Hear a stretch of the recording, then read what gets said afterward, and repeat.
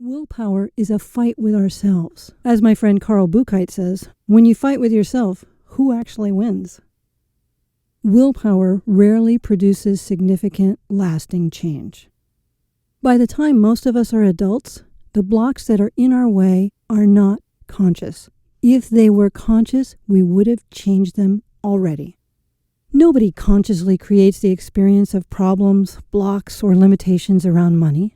The blocks and limitations are subconscious patterning. They are reflexive. They are part of our mental software.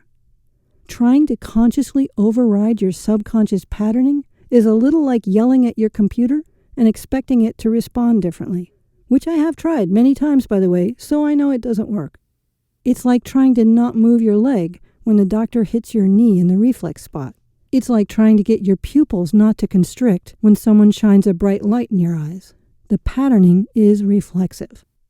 If you have patterning to struggle around money and you force yourself to create more money, the pattern will assert itself somehow. When people use willpower to force themselves to make more money, they often end up with unexpected losses or bills that somehow eat up all the extra earnings, and they end up right back where they started or in an even worse place. If a plane is on autopilot to maintain a certain altitude, it will automatically act to correct or compensate for any dips or lifts. Many people are on financial autopilot to maintain a certain level of income, struggle, and limitation. No matter what they do to change it, their subconscious patterning corrects for it, often in confounding and mysterious ways.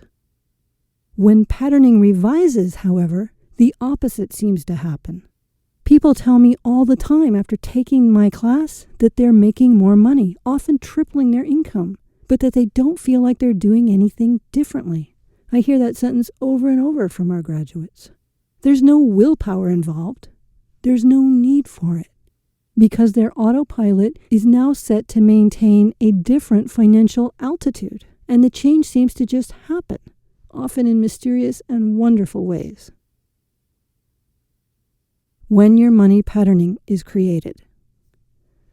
Most of your patterning, by which I mean most of your subconscious beliefs or associations, are in place between the ages of 3 to 6 years old. In fact, the brain undergoes a huge pruning around the age of 3, where it gets rid of 2/3 of its neurons. The ones it keeps are the ones most being used. So, if there's been a lot of stress or struggle, those are the bulk of the neurons and neural pathways that will be kept. There's still an almost infinite amount of recombinations possible from the neurons that are kept, and this is where the change patterns come into play later. The effect of this is that most of the fundamental patterns, beliefs, and associations that we have about ourselves, life, and money are in place before we have developed any real executive function.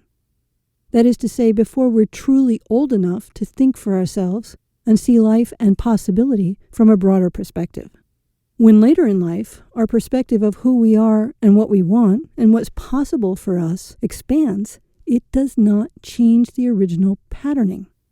It just gets layered on top of the foundational patterning and is often diminished or flat out counteracted by the original patterning. One of our participants came from a very difficult and dangerous upbringing.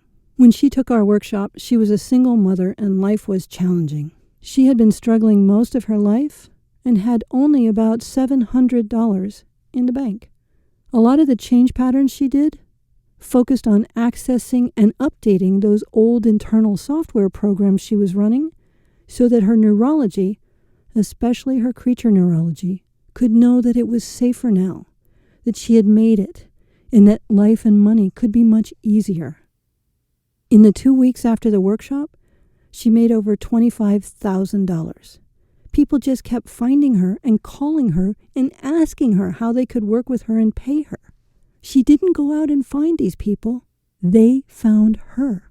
They asked her if they could pay her.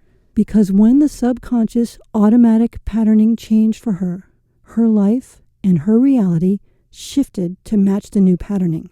Some of these changes are neurological, more on that later too, and some are downright inexplicable. It is the quantum effect.